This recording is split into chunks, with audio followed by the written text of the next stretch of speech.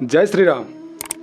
जदि जीवन में आगू बढ़ियार अच्छी किसी बड़ करार अच्छी किसी गोल अचीव करार अच्छी ताले गोटे छोटे फर्मूला मन रखु आगू बढ़िया बहुत साहय कर आपण मानक निज दैनंदिन कार्यकलाप किसी परिवर्तन आने ये छोटिया फर्मूला मन रखु काक स्नान बक ध्यान स्वान निद्रा आउ गध भोजन अर्थात जदि आम इंटरव्यू रे पहुँचापी चाहूचे तो फॉलो द रूल्स। काक स्नान अर्थात काउ जमीती टोपे पानी रे छिंची पड़े से भाई आमर गाधुआ हवा दरकार आम स्नान करवा शीघ्र शीघ्र सरदेवा।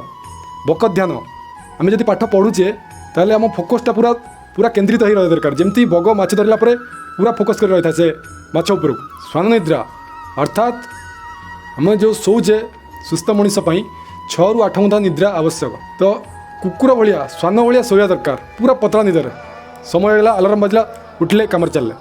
जदि गध भाया शोई रहा किसी फायदा हेन।